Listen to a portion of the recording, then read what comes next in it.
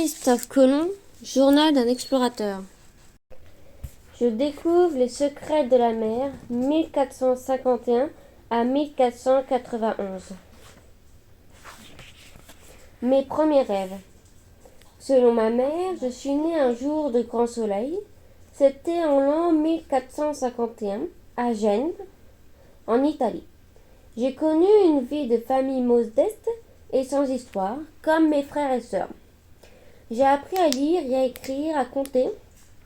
J'ai étudié le latin avec plaisir. Le latin, affirmait mon maître, c'est la langue de l'Église et des savants. Il avait raison. Il me félicitait pour mon envie d'en savoir toujours plus et concluait par ces mots. Ah, la curiosité d'esprit est un don, une véritable bénédiction, petit. Mon père voulait que je devienne tisserand comme lui, fil de laine et fil de lin. J'ai appris son métier, mais quel ennui. Dès que possible, je flânais sur le port, discutais avec de vieux marins et m'imaginais voguer vers des terres lointaines. En 1465, j'ai 14 ans et j'embarque sur un bateau affrété par des Génois. Je suis fou de joie, d'escale en escale. Je découvre les plaisirs de la mer, les tempêtes et les secrets des marins. J'apprends à lire une carte, à étudier le ciel, à utiliser les vents et les courants. Maintenant, je repère de loin les bateaux pirates et les rochers à peine visibles qui trouent la coque des navires. Naviguer est une rude affaire. Mes voyages et mon mariage. Désormais, je parcours les mers, heureux comme un poisson dans l'eau. Les années passent, je change souvent de navire et de patron. Je suis employé par des riches marchands. Jamais les mêmes. Je suis parfois un peu corsaire et j'aime ça, car quoi de plus amusant que de piller des navires régnés à la demande d'un roi ou d'une reine. À 25 ans, je m'aventure loin, vers le nord, jusqu'en Islande, une île à la beauté sauvage et à la bise glacée. Mais je reviens toujours à Lisbonne, le port portugais, car c'est de là que partent les grands bateaux vers l'Afrique ou vers ailleurs. Un jour, j'embarque pour l'île de Madère, au large de l'Afrique. J'y reste quelque temps et, en 1479, j'épouse Philippa, la fille d'un ancien gouverneur. J'y fête aussi mes 28 ans. À l'automne 1480, mon fils Diego naît. Philippa jure qu'il me ressemble. Il sera, me dit-elle, un bel homme au visage long, aux yeux bleus et aux cheveux châtains. Je devrais être heureux, mais je ne le suis pas. À ce jour, qu'ai-je fait d'extraordinaire? Rien.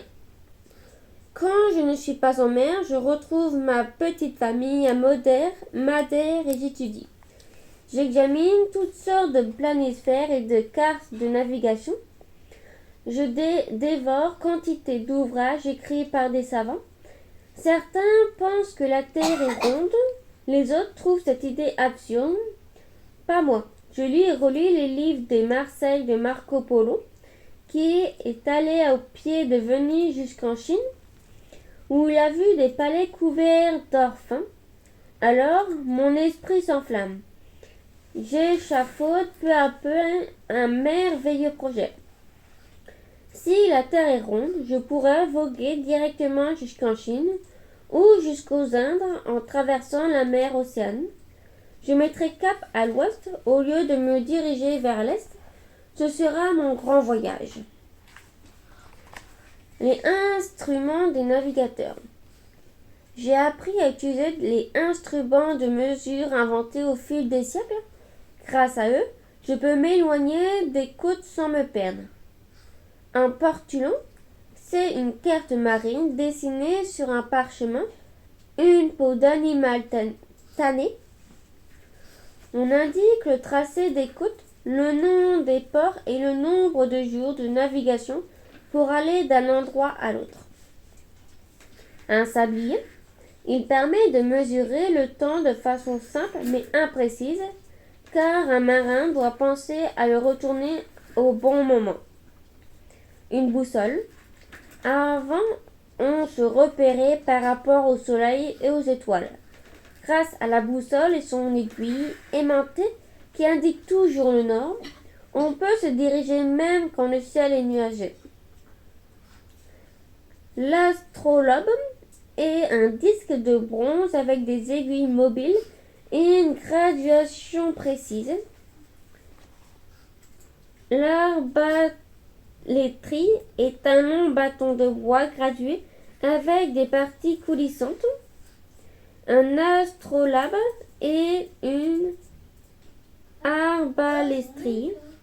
Il permet de calculer la hauteur du soleil et des astres afin de savoir où se trouve son navire en pleine mer.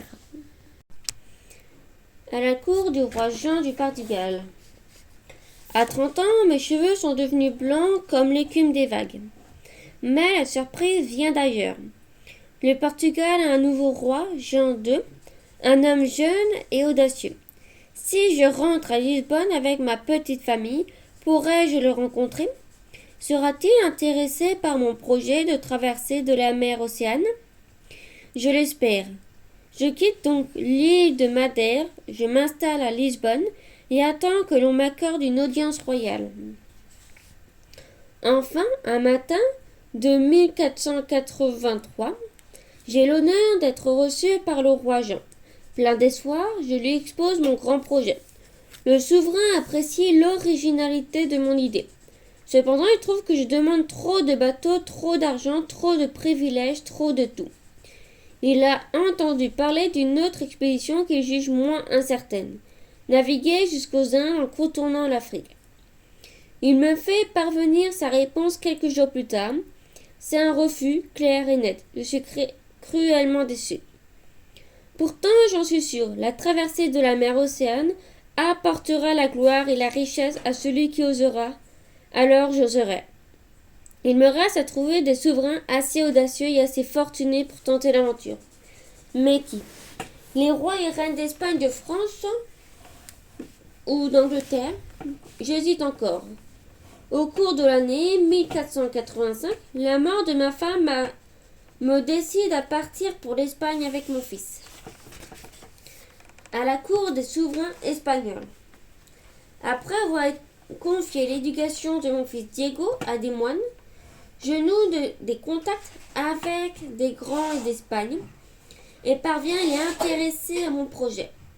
Et puis je tombe amoureux de Béatrice, une jeune paysanne rencontrée par hasard. M'a-t-elle porté chance? Je me plais à le croire, car en 1486, je suis reçu par Ferdinand et Isabelle, les souverains espagnols. Oh merveille, ils sont séduits, surtout la reine Isabelle. Hélas, ils sont aussi prudents. Ils demandent l'avis d'une commission composée de religieux et de savants. J'attends des mois avant d'essuyer un refus, sous prétexte qu'il est impossible que je dise vrai, impossible que l'on puisse traverser la mer Océane. Les membres de la commission ajoutent que s'aventurer hors des terres et des mers connues serait dépasser les limites fixées par Dieu et commettre un péché très grave. Pourtant, je m'entête. Je convainc un à un des puissants personnages proches de la reine. Ceux-ci insistent à leur tour. Majesté, le risque est mince et le profit possible immense, le disent-ils. Quant aux exigences de Colombe, elles sont certes extravagantes, mais s'il réussit, il aura bien mérité un titre de vice-roi et beaucoup d'or. S'il échoue, vous ne perdrez que quelques bateaux et quelques hommes. Des années d'efforts et de discussions, en 1488, Béatrice met au monde Fernando, mon second fils. Moi, j'attends toujours une réponse claire et définitive des souverains espagnols. Le temps passe, de nouvelles déceptions en début de promesses, l'espoir renaît peu à peu. Et, en 1492, ma vie bascule. Ma traversée de la mer Océane, 1492. Des préparatifs compliqués. Enfin, à la mi-avril 1492, Ferdinand et Isabelle acceptent mon projet. Les souverains espagnols me confient beaucoup d'argent pour organiser le voyage, trouver les bateaux et leur équipage. Comme moi, ils rêvent d'or et de terres nouvelles. Ils souhaitent convertir à la religion chrétienne les papillons qui, eux, adorent de nombreux dieux déesses. Ce jour-là, je reçois le titre d'amiral de la mer Océane, de vice-roi et gouverneur des terres que je découvrirai. J'aurai aussi un dixième des pierres précieuses, des épices et de l'or pris sur place. Et ce n'est pas tout. Je deviens noble. Don Colom, c'est moi. Sur le port de Palos, au sud-ouest de l'Espagne, je rencontre Martin et Vincent Benzo, à la fois riches, marchands et bons marins. Je leur explique mon projet. Les deux frères acceptent de se lancer dans l'aventure. Ils se procurent 2 caravelles. Martin sera capitaine de la Pinta et Vincent de la Nina. De mon côté, je loue une caraque qui sera ma nef amirale. Reste à trouver les matelots. L'idée de voguer vers des villes aux toits d'or en convainc certains. La promesse de la reine de libérer les prisonniers qui embarqueront avec nous en dessine d'autres. Bref, une centaine de volontaires sont bientôt prêts. Sans les frères Benzo, je n'aurais jamais réussi si vite. Équipage et navire.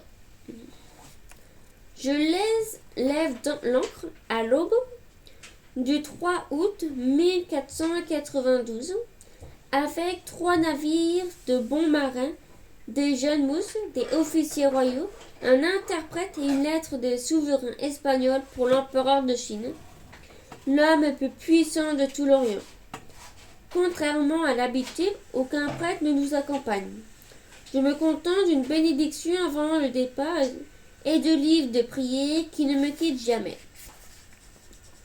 Les navires à la mode. Oui, j'ai de l'ambition et du courage à revendre. Je rêve de traverser la mer Océane pour découvrir une route très rapide vers l'Orient. Aujourd'hui, mon rêve devient réalité. J'embarque sur une énorme caraque avec à mes côtés les frères Benzo sur leur fine caravelle. Direction la Chine et les Indes. La caravelle, inventée au XIVe siècle, ce navire est une nouveauté. Maniable et stable, plus rapide qu'une caraque, il permet de s'aventurer très long ou large. Il fait environ 20 mètres de long. Il a un grand mât, un pont, la proue, une cabine du capitaine et la poupe. La caraque, vaste et solide, elle ne craint pas les tempêtes. Comme tous les bateaux, elle a 2 types de voiles, ce qui facilite les manœuvres. Environ 20 mètres de long.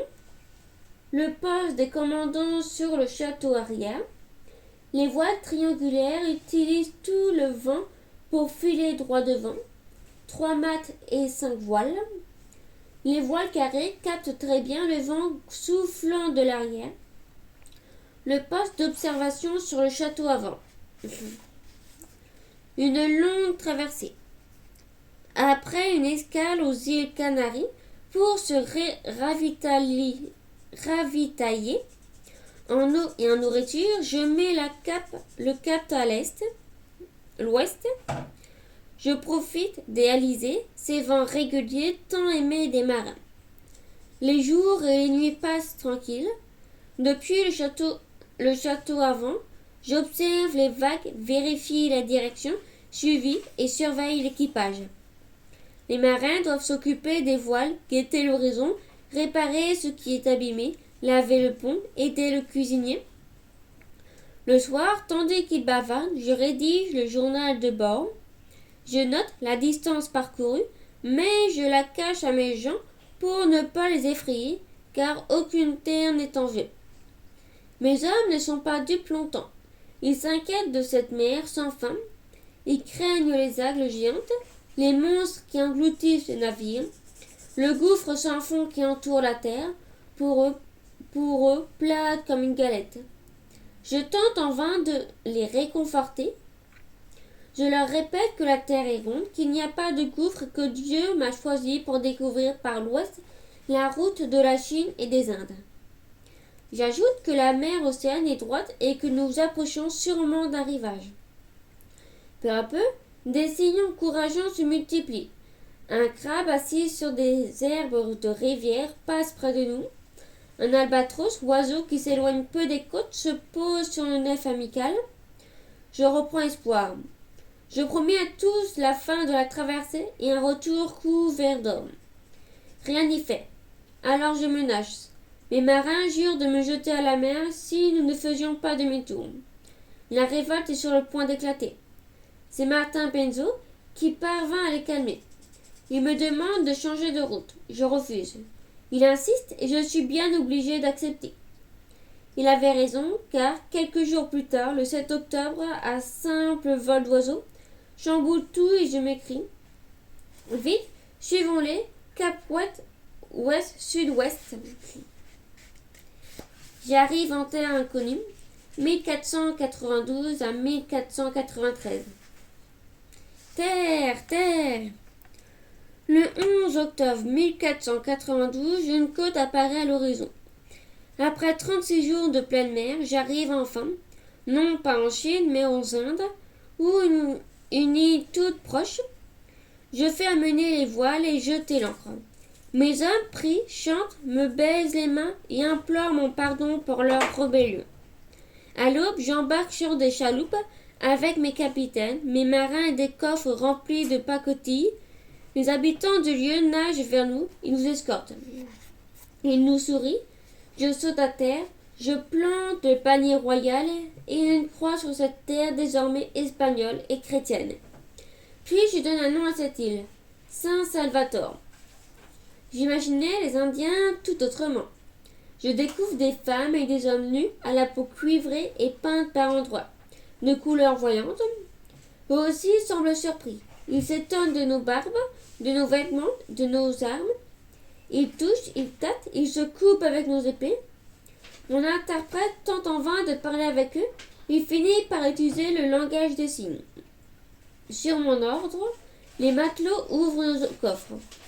Et le trop commerce, des petits miroirs, des bonnets, des grelots et des colliers de perles, de verre, en échange de fruits, de saguets, de pelotes, de coton. Mais les bijoux d'or qui ornent le nez des Indiens m'intéressent plus encore. D'où vient cet or? Et où sont leurs épices? Mystère. D'île en île. Je connais à peine ces Indiens et ces Indiennes, mais, à mon avis, ils ne présentent aucun danger. La prudence s'impose toutefois. Pour le moment, nous dormirons sur nos navires et partirons chaque matin inspecter les lieux. Une dizaine de jours plus tard, j'emmène de force à bord 7 Indiens pour me servir de guide. Pressé de trouver l'or en quantité, j'explore les environs. Je prends possession au nom du roi et de la reine des 3 îles avant de débarquer. Sur le plus grand de tous, je la baptise Juana. Aujourd'hui, l'île de Cuba. Là, toutes merveilles, tous mes merveilles. Les arbres gigantesques, des ananas, des maïs, des haricots, des patates douces et des fleurs orchidées. Quant aux Indiens, ils fument de curieux bâtons faits d'herbes sèches appelées tabac. Ils allument un bout de ce bâton, aspirent par l'autre, soufflent de la fumée et semblent contents. Quelle étrange chose! Hélas, je ne trouve pas d'épices et trop peu d'or. Quand j'interroge les Indiens, j'obtiens toujours la même réponse. De l'or, oui, il y en a dans la rivière, là-bas, un peu plus loin. Mais où? Sur mon navire comme à terre, je sens autour de moi une tension grandissante. Certains Indiens m'ont empêché de débarquer à la pointe d'une petite île inconnue la semaine passée. J'ai eu aussi quelques problèmes avec mes compagnons qui veulent découvrir des trésors au plus vite et me reprochent ma sévérité autant que ma lenteur dans l'exploration. Résultat, le 21 novembre, exaspéré, Martin Pinzo se met en colère. Il me rappelle qu'étant mon associé, il n'a pas à obéir à mes ordres et il part en quête d'or avec la Penta et son équipage. Qui sont les Indiens? J'ignore tout de ces Indiens qui vivent sur ces îles. Leur nom, leur langue, leurs coutumes, leur façon de vivre et de penser m'étonnent souvent, mais ne m'intéressent pas vraiment. Nous les étonnons tout autant. S'ils admirent nos navires, ils ne comprennent pas notre insatiable envie d'or. La déesse Atabey et le dieu Yukayu. Les Indiens prient de nombreuses divinités. Ils sont polythéistes et craignent Atabey, la déesse mère des divinités, Yakayu, l'invisible dieu du ciel, Yurakan, le dieu des tempêtes et du feu. Ils ont peur des âmes des morts qui ne sortent que la nuit. Leurs récits mythologiques racontent des histoires divines, la création du monde ou de déluge, au cours duquel les femmes furent noyées, les hommes changés en arbres. Un village indien. Ces Indiens vivent en petits groupes sous l'autorité d'un roi, leur cacique, et d'un chaman, à la fois prêtre, devin et médecin. Ils sont d'excellents agriculteurs, potiers, sculpteurs ou pêcheurs. Ils savent travailler l'or qu'ils transforment en bijoux, mais ils ne connaissent pas l'écriture. Des maisons de bois et des feuilles séchées, un hamac au canton tissé, une rivière pour avoir de l'eau pure, un canoë creusé dans un tronc d'arbre, une balle bondissante en caoutchouc, une clairière toujours loin de la mer. De village en village. Le 6 décembre 1492, j'aborde sur une île magnifique que je baptise Hispaniola, île espagnole. Curieusement, personne ne vient nous accueillir. Les Indiens ont-ils vu nos navires approcher? Ont-ils été prévenus des signaux de fumée? Se sont-ils refugiés dans leur village loin de rivage? Une chose est sûre, ils se méfient. Peu importe, je pars à la découverte des lieux et de ses habitants. Y trouverai-je de l'or, des pierres précieuses, des perles, des épices? À force de chercher de l'or, j'en obtiens un peu. En chemin, je croise de gros iguanes qui sont laids. Je traverse des villages en maisons rondes et aux enfants joyeux. Je m'y arrête parfois. Une fois encore, je constate que ces Indiens si doux n'ont aucune idée de l'art de la guerre. Je l'imagine déjà bons serviteurs et bons chrétiens. Pour le moment, je déguste chez eux du pain d'Igna au goût de châtaigne. Je poursuis plus loin. Ce matin, j'ai fait la connaissance du cacique Guacanagari. Ce grand chef ou petit roi est venu vers moi avec une escorte de 500 hommes. Il a 20 ans et tout pour lui. La beauté, la dignité et la noblesse de comportement. Sa générosité et son accueil m'ont touché. Pourtant, depuis quelques jours, je songe à rentrer en Espagne. C'est alors que la catastrophe arrive. En cette nuit de Noël, ma nef amiral mouille, non loin du rivage. Tout dort, la mer est si calme que le marin chargé du gouvernail décide de se reposer. Il confie son travail à un mousse inexpérimenté. Le jeune garçon ne voit pas que les courants marins font doucement dériver le navire. Soudain, à minuit, c'est le choc. Le nef amiral s'échoue sur un récif dans un bruit infernal. Le voilà brisé, éventré. Sauf qui peut. À ma grande surprise, le cacique Guacanagari et son peuple accourent pour nous aider à transporter la cargaison de la nef amirale sur le rivage. Un long va-et-vient commence au clair de lune. Les matelots et leurs chaloupes, les Indiens et leurs pirogues transportent tout ce qui peut l'être. Je constate à cette occasion que les Indiens sont d'honnêtes gens et nous ne volent rien. Mieux encore, le cacique m'offre 2 maisons vides pour y transporter mes biens. Aujourd'hui, je n'ai plus qu'un seul bateau, le Nina. Son capitaine, Vincent Penzo, et 2 équipages. En conséquence, certains d'entre nous devront attendre un prochain voyage pour entrer en Espagne. 10 jours suffisent pour construire un fort avec le bois de l'épave. Je le nomme le fort de la navidité, car nos ennuis datent de Noël. Les travaux achevés, j'y fais entreposer des armes, des outils, des vivres et du vin pour les membres de l'équipage qui resteront sur l'île d'Hispaniola. Mais avant de partir, je tiens à impressionner Guacanagari et lui faire peur en lui prouvant l'efficacité des bombardes espagnoles. Je donne l'ordre de tirer. Un seul poulet de pierre fracasse le flanc de ma nef amirale déjà échouée. Désormais, j'en suis sûr, le cacique veillera sur les hommes du fort. Les dangers du retour. Au matin du 4 janvier 1493, j'embarque sur un Nina avec le capitaine Vincent Pinzon.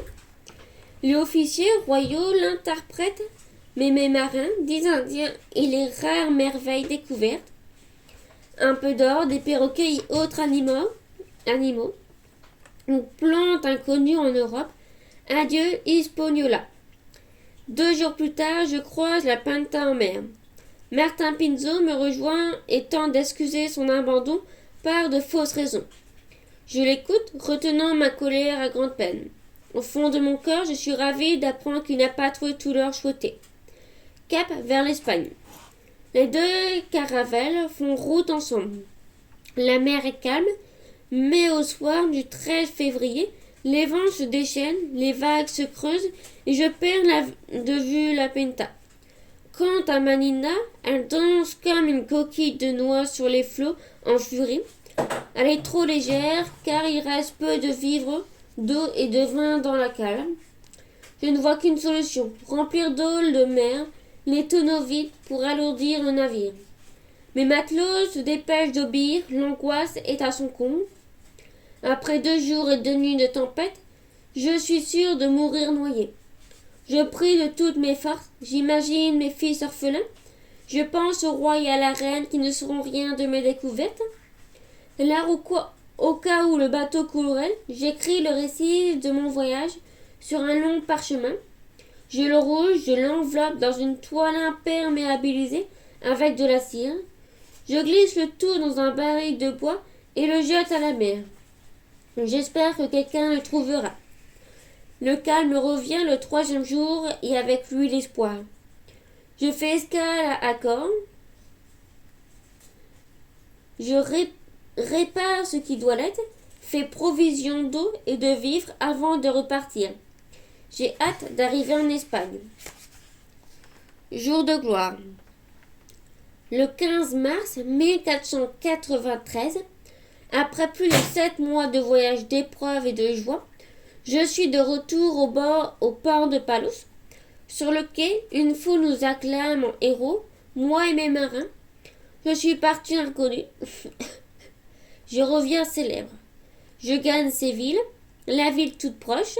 Je parade dans les rues avec des Indiens aux belles parures de plumes et habillés pour ne choquer personne. Il y a aussi des oiseaux exotiques, des plantes étranges, des paniers pleins de graines inconnues, des coffrets remplis de bijoux en or et des masques ornés de pierres précieuses et de coquillages. Un défilé inoubliable de là. Je me dépêche de rejoindre la cour royale à Barcelone. Le 31 mars, les portes du palais s'ouvrent devant moi. Don Christophe Colomb, amiral de la mer Océane, vice-roi et gouverneur des terres découvertes. Je savoure cet instant d'immense bonheur. J'entre à Palan, suivi d'Indiens et de dizaines de valets, portant de mes trésors. Les souverains s'étonnent, questionnent, admirent. Je leur remets mon journal de bord, puis j'attends leur bon vouloir, à genoux, le cœur battant. Ferdinand et Isabelle m'accordent alors l'honneur de m'asseoir à leur côté pour leur raconter mon voyage. Je leur parle longtemps avant de conclure par un délicieux mensonge, car oui, c'est vrai, j'ai envie de repartir là-bas. Majesté, leur dis-je, une seconde expédition en ces îles lointaines me permettrait de vous rapporter une quantité infinie de belles choses. Or, pierres précieuses, épices, coton et bons esclaves. Est-ce vraiment un mensonge? Non, j'y crois à moitié. Convaincus, les souverains évoquent déjà ma prochaine expédition, tandis que les Indiens sont baptisés par un prêtre. Les voici devenus chrétiens, j'en suis heureux. Un nouveau voyage, 1493 à 1497. Un port en ébullition. Dès le printemps 1493, je prépare mon second voyage, tout est prêt, en à peine 5 mois. La nouvelle de mon succès a vite fait le tour de l'Europe. Maintenant que je suis couvert d'honneur, on se bouscule pour m'aider. Les marins arrivent par dizaines. Quant aux commerçants, ils voient dans cette nouvelle route vers l'Asie une promesse de métaux précieux, de bonnes affaires et de richesses. Cette fois, je ne manque ni d'argent ni de volontaires au départ. Certains me félicitent pour mon intelligence, mon audace et mon courage. D'autres critiquent ma précipitation. Moi, je sais que je dois agir vite. Premièrement, je veux installer des Espagnols de façon définitive sur ces terres lointaines. C'est la seule façon de prouver qu'elles appartiennent à Ferdinand et Isabelle. Deuxièmement, j'aimerais mettre le pied sur le continent asiatique. Ces petites îles éparpillées ne me suffisent pas. Où sont les Indes si vastes? Où est l'île en Chine? Et, troisièmement, j'espère amasser beaucoup d'or pour permettre aux chrétiens de conquérir Jérusalem et toute la Terre Sainte. Le 25 septembre 1493, je quitte le port de Cadix au sud de l'Espagne. Je suis à la tête de 17 navires, 1200 hommes, des maîtres artisans capables de bâtir une ville, des chevaux, des mules et autres animaux domestiques. J'emporte des semences de blé et d'orge, de vivres, de l'eau, du vin pour tous, et tout ce joli monde embarque dans un joyeux taux. La vie à bord. Au bord d'un bateau, la vie est dure et les nuits courtes. Nous l'acceptons tous. Nous vivons la même aventure et courons les mêmes risques. Les pirates, la maladie, l'accident ou la noyade. Les travaux nécessaires à la bonne marche du navire nous laissent peu de repos. Nous trouvons pourtant le temps de rêver, de bavarder, de jouer et même de raccommoder nos habits, si vite troués en travaillant. Un capitaine. Le capitaine est seul maître à bord. Excellent marin, il dirige le navire et l'équipage. Il utilise les instruments de mesure, surveille les vents et les courants, décide du cap à suivre. Le soir, il rédige son journal de bord. Le capitaine ne choisit pas toujours ceux qui l'accompagnent. Un médecin, un interprète pour traduire une langue inconnue en espagnol, un chroniqueur qui écrit le récit du voyage pour le roi et la reine, un notaire royal pour officialiser la possession des terres conquises au nom du roi et de la reine, un prêtre, un marin, un mousse, un cuisinier, un menuisier. Rude marin, jeune mousse, cuisinier ou menuisier, capable de réparer le navire, tous s'engagent le temps d'un voyage. Ils signent un contrat, souvent d'une simple croix, car ils ne savent ni lire ni écrire. Une arrivée mouvementée. Après une escale aux îles Canaries, je décide de changer de route, sans véritable raison. Rien à faire, j'aime trop l'aventure. Je mets le cap au sud-ouest avant de bifurquer vers le nord-ouest. Grâce à Dieu, la mer est tranquille. Les nuages rares, les vents réguliers, calmes et doux. Mes bateaux volent sur les flots, mes marins chantent, rient, rêvent de richesse. Ils s'occupent des voiles, astiquent le pont et surveillent l'horizon. Avec bonheur, quelle différence avec les angoisses et les révoltes de ma première traversée. Seulement 40 jours de mer et le dimanche 3 novembre 1493, j'aperçois une île inconnue. Comme toujours, je descends à terre avec mes gens, une croix, une bannière royale. Je prends possession de cette île que j'appelle la Dominique. une île de l'archipel des Caraïbes. Puis je repars.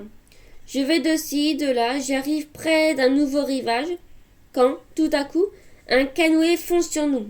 Des Indiens, 3 hommes et 2 femmes nous lancent une pluie de flèches au pointe, non en métal, mais en écailles de tortue. Je les préférais en or. Nous ripostons et tentent de nous repousser. L'Indienne, qui transperce 3 boucliers d'une seule flèche, force mon admiration. Les premiers morts espagnols tombent finalement. Nous prenons le dessus, les faisons prisonniers, les amenons à bord de nos navires et partons. Ce combat bref et rude m'inquiète. Je ne comprends pas la raison. Sommes-nous en danger? J'ai hâte d'arriver au fort de la Nativité pour retrouver mes hommes. J'en approche et soudain, j'aperçois sa silhouette calcinée. Je jette l'ancre. Par prudence, je jette sur mon navire. J'appelle, appelle encore. Personne ne répond. Que sont devenus mes 30 marins? L'atroce vérité. Debout sur le pont de la nef amirale, je cherche les raisons de cet incendie, quand j'aperçois un Indien sur son canoë. L'homme va de bateau en bateau. Il me cherche pour m'offrir un masque d'or de la part de la cacique Akanagari. Je l'invite à bord. Il refuse, mais il se lance de loin dans un long discours. Un Indien revenu d'Espagne avec moi me traduit ses propos. Akanagari n'a fait aucun mal aux hommes du fort, mais même s'ils ont volé dans son village de nombreuses jeunes femmes et leurs pères et maris. Ensuite, ils se sont disputés, battus et séparés. Les uns sont restés au fort, les autres sont partis chercher de l'or. Ils se sont tous très mal conduits.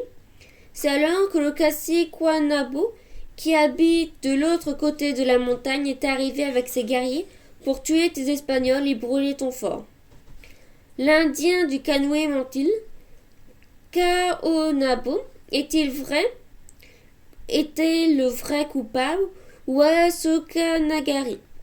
Pourquoi les hommes du fort n'ont-ils pas attendu tranquillement mon retour? Pourquoi se quereller et enlever des jeunes indiennes? Mes compagnons saisissent aussitôt leurs armes, prêtes à manger nos morts. Je les retiens et leur dis: songez qu'il y a beaucoup d'Indiens face à nous. Nous risquons d'être vaincus, je refuse de nous mettre inutilement en danger. L'avenir seul me préoccupe. Ne sommes-nous pas venus chercher de l'or et autres produits rares en Europe? Mes arguments sont convaincants et le calme revient. Dès le lendemain, je vais voir Okanagari de son village. Les larmes aux yeux, le cacique me raconte l'incendie du fort. Il jure n'y être pour rien. Puis il m'offre des ceintures ornées d'or, un panier en feuilles d'or et une calebasse remplie de graines d'or. Je le remercie et m'en vais. J'ai mieux à faire que de trouver les coupables. Je dois repérer le lieu idéal pour bâtir une ville sur la côte d'Hispaniola. Le chaos. Je navigue le long de la côte d'Hispaniola lorsqu'un matin de janvier 1494, le mauvais temps m'oblige à trouver un abri.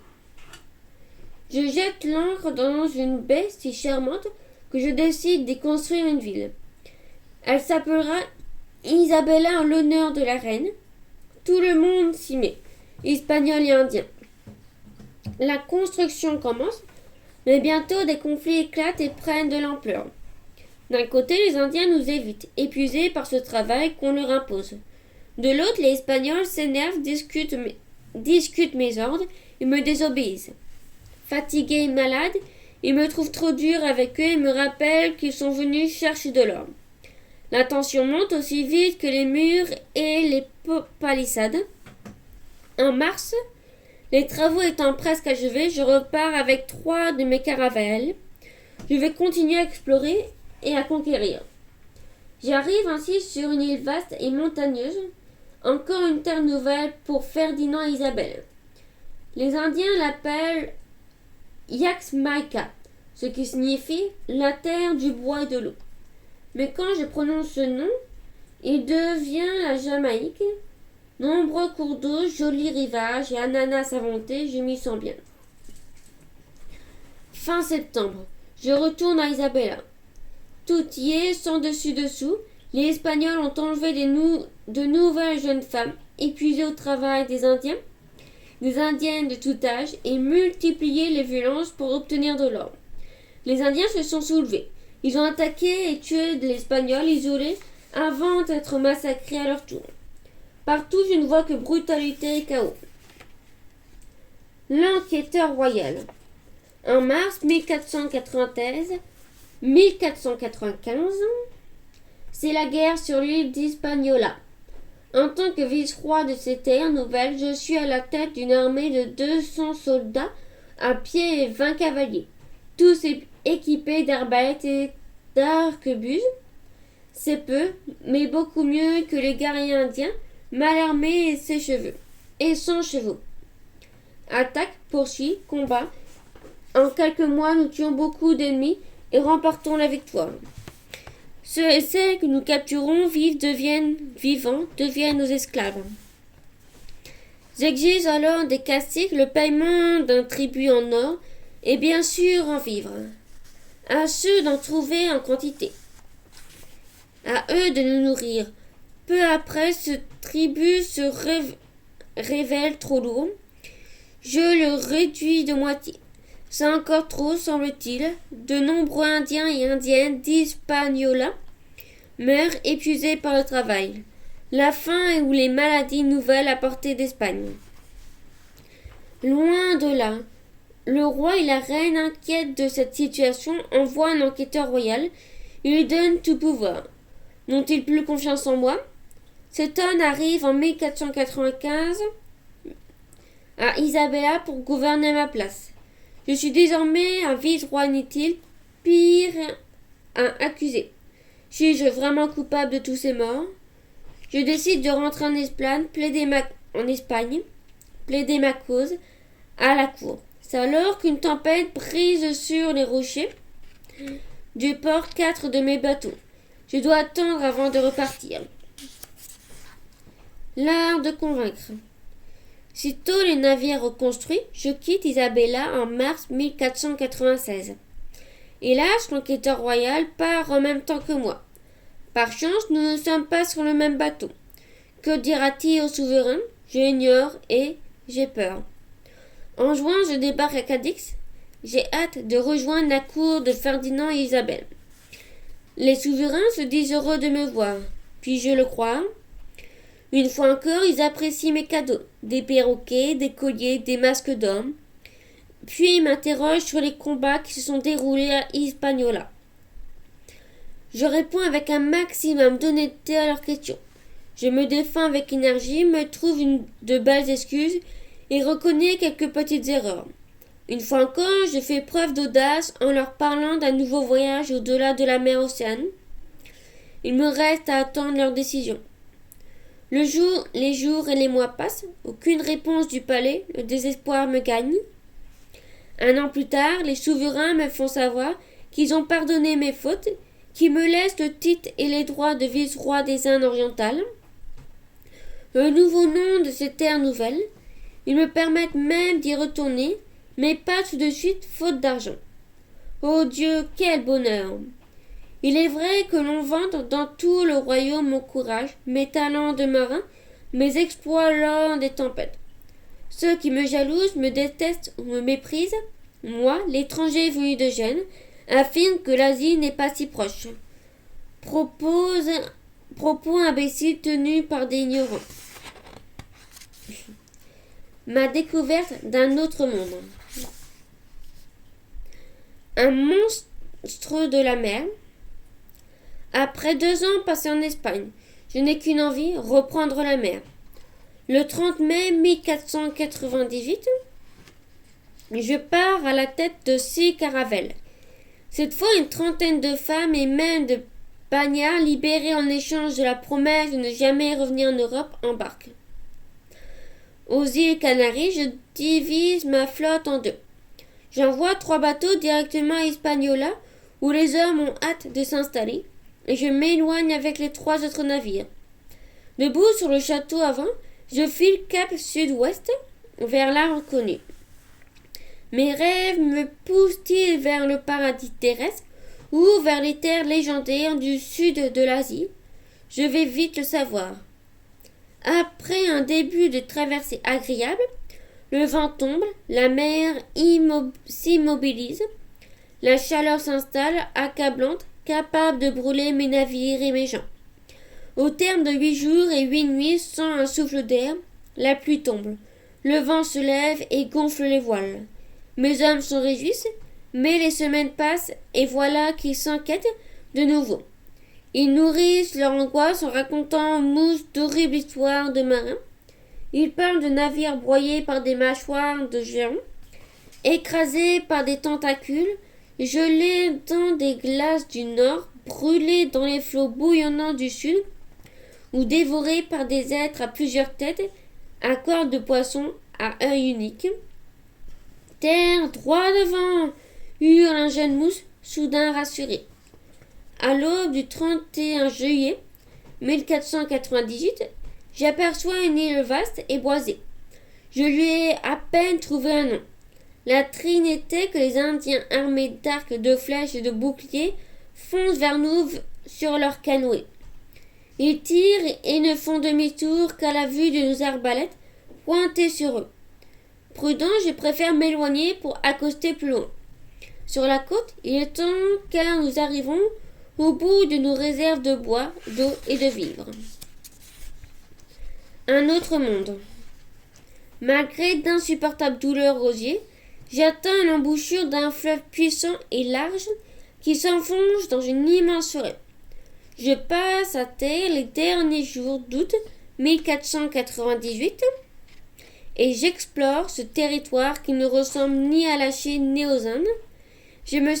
J'aimerais savoir où je suis. Soudain, la vérité m'apparaît. Je ne suis pas sur une île, mais sur un continent inconnu. Je dois annoncer la nouvelle au roi et à la reine. Ma plume court sur le parchemin. Si ce n'est pas du paradis terrestre que vient ce fleuve, c'est d'une terre infinie, de laquelle jusqu'à ce jour il ne s'est rien su. Vos majestés prendront ces terres qui sont un autre monde. La curiosité me retient ainsi, mais le devoir m'appelle à Hispaniola. Je repars. À mon arrivée, je trouve de nouveau tous en dessus-dessous. On se bat aussi bien entre Espagnols qu'entre Espagnols et Indiens. Quant à Francisco Roldan, l'homme de confiance que j'avais nommé maire d'Isabela avant mon départ, il a profité de mon absence pour prendre tous les pouvoirs. Il croyait que je ne reviendrais pas. Erreur. Je suis là et je suis toujours vice-roi des Indes orientales. Mon retour surprend, mais la guerre continue. Vol, rade de femmes, tuerie et nouveaux esclaves. Je me bats, je discute, je punis. Au bout d'un an de violence, j'informe par lettre Ferdinand et Isabella que le calme règne de nouveau à Hispaniola. Pour leur plaire, j'aimerais accompagner mon message de coffres pleins d'or, ce qui est impossible, l'or étant rare sur ces îles. Alors, faute de mieux, je remplis d'esclaves les cales de navires en partant pour l'Espagne. Le prisonnier. À Hispaniola, la situation est toujours agitée quand, août 1500, arrive d'Espagne Bobadilla, le nouveau gouverneur nommé par les souverains. Il s'installe chez moi, saisit mes papiers et tous mes biens. Puis il m'arrête. Me voici enfermé, enchaîné, accusé de crimes atroces. J'étouffe de rage, je crie à l'injustice. Bobadilla ne m'écoute pas. Pire, il m'embarque de force pour l'Espagne. À la demi-décembre, je suis reçu au palais royal, je me jette aux genoux des souverains. Je leur raconte les derniers événements sans rien oublier. Ferdinand et Isabella me redonnent ma liberté, promettant de me rendre tous mes biens et de me verser une pension. Mais ils m'ordonnent de rester en Espagne. Misère. Je ne suis plus vice-roi des Indes orientales, je suis condamné à une demi-disgrâce. Interdit de voyage, je lis, j'étudie, j'écris un livre de prophétie. J'y note mes pensées sur mon destin et celui du monde. Mais c'est mal me connaître que de me croire vaincu. J'agis de me démène. Je veux repartir, redevenir vice-roi. Désormais, les routes vers Hispaniola ou Johanna sont connues de tous. De nombreux capitaines tentent l'aventure, pressés de s'enrichir. Grâce à eux, les nouvelles circulent. Là-bas, la circulation ne s'améliore pas en mon absence. Preuve que l'on m'a accusé à tort de tous les maux. Pourtant, en septembre 1501, Ferdinand Isabelle nomme Nicolas de Ovando gouverneur des Indes orientales. Je connais un peu ce noble espagnol. Pourquoi lui et pas moi? Je suis cruellement déçu. J'espère cependant une nouvelle décision royale. Une dernière traversée, 1502 à 1506. Jour de tempête. Finalement, le roi et la reine m'autorisent à repartir pour les Indes orientales à une condition. Ne pas approcher de l'île d'Hispaniola. Je le regrette, mais j'obéirai. En ce beau jour de mai 1502, je quitte Cadix avec 4 caravelles. Mon fils Fernando est de voyage. Comme il a 13 ans, il écrira sous ma dictée le journal de bord, ce que mes yeux malades ne me permettent plus de voir. À la mi-juin, après une traversée sans histoire, je jette l'ancre au large d'Hispaniola. À mon avis, un gros orage se prépare. Je fais prévenir du danger le gouverneur Ovando et lui demande l'autorisation de m'abriter au port. Ovando refuse. Me prend-il pour un menteur ou pour un envoyé du diable?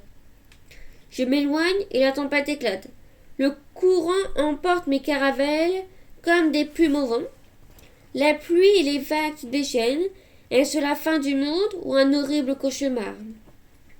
Mes navires sont malmenés par les flots, leurs coques trouées, leurs voiles déchirées, des chaloupes et des tonneaux de vivres tombent à l'eau. Nous tremblons tous de peur, sauf mon courageux Fernando. Et soudain, oh merci mon Dieu, le calme revient. Après 88 jours de tempête, j'accoste sur un rivage inconnu. La terre de Cariel, nous sommes sauvés. Il est temps de soigner nos blessures, de nous reposer, de réparer nos navires, de renouveler nos provisions de nourriture et d'eau. La vie reprend peu à peu et pendant plus de 8 mois, j'explore tranquillement la côte vers le sud. La force et la ruse. En juin 1503, les bourrasques de vent et des flots déchaînés d'un nouvel orage me poussent vers la Jamaïque où je m'échoue avec des navires pleins d'eau et des voiles en lambeaux. Que faire? À bout de ressources, je demande de l'aide au gouverneur. Ovando refuse encore, trop occupé à pourchasser les Indiens. Je ne peux qu'attendre. 1 an plus tard, je suis toujours bloqué à la Jamaïque et j'ai de gros ennuis. Certains de mes hommes contestent mon autorité et les Indiens ne nous approvisionnent plus. Que faire? C'est alors que la lecture de mon almanach me donne une idée. J'ai choisi une date avec soin et invite les Indiens un soir à une fête. Ils viennent en grand nombre sur le rivage. Depuis ma caravelle, je leur parle de Dieu qui protège les bons et punit les méchants. Quand j'ajoute que Dieu va leur montrer sa puissance, la lune s'efface peu à peu dans le ciel comme par magie. Affolés, les Indiens fuient avant de revenir en courant chargés de victuailles. Ils me supplient de calmer la colère divine. La lune continue de repâtisser. Je leur promets alors d'obtenir le pardon de Dieu par la prière. Je m'enferme dans ma cabine et reviens sur le pont seulement lorsque l'astre de la nuit réapparaît. Aussitôt, les Indiens se prosternent devant moi, visage contre terre, promettant de m'obéir. Je me félicite de ma ruse, car cette éclipse, prévue par nos astronomes et annoncée dans mon almanach, est arrivée au bon moment. Il me reste à punir les Espagnols rebelles avec l'aide de ceux qui me restent fidèles. Quelques jours de combat me suffisent pour les vaincre et emprisonner leur chef. Je savoure ma victoire. Douce tristesse. Je finis par quitter la Jamaïque et je suis autorisé à débarquer malade et sans gloire à Hispaniola en septembre 1504. J'y découvre une guerre permanente où les massacres d'Indiens succèdent aux massacres d'Indiens. Colonié ou moqué par tous les Espagnols, je n'ai qu'une envie, quitter cet enfer. J'embarque au plus vite sur une caravelle en partant pour l'Espagne. Un grand malheur m'atteint peu après mon retour.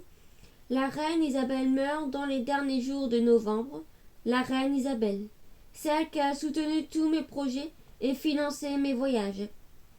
Je lui dois tout et je le sais. Mon chagrin augmente en apprenant qu'elle n'a pas pensé à moi, son fidèle serviteur, dans son testament. Rien, pas un mot. Je regrette d'autant plus son ingratitude que le roi Ferdinand, toujours méfiant à mon égard, m'oublie aussitôt. Parfois, mon cœur s'en attriste, alors je prie sans parvenir à soigner mon orgueil blessé.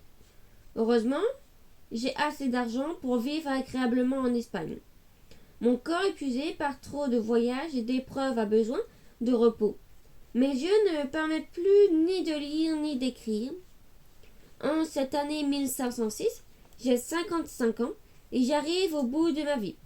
La mort viendra bientôt, douce et tranquille. Certains jours, je me tourne vers mon passé avec fierté. Bien sûr, je ne suis jamais arrivé en Asie. J'ai trop souvent puni et tué. J'ai converti trop peu d'Indiens à la foi chrétienne. Promis l'impossible, connu la prison. Mais j'ai aussi connu la gloire. J'ai eu 2 beaux garçons. J'ai vécu la vie de marin que j'ai toujours aimée. J'ai traversé la mer Océane et, surtout, j'ai changé la géographie du monde en découvrant un autre continent. Histoire d'indienne. L'inoubliable Anacaona. Belle, intelligente et courageuse, Anacaona est une Ténos, une reine, née en Hispaniola. Son nom signifie fleur d'or. Elle a 17 ans à l'arrivée de Christophe Colomb sur son île en 1492.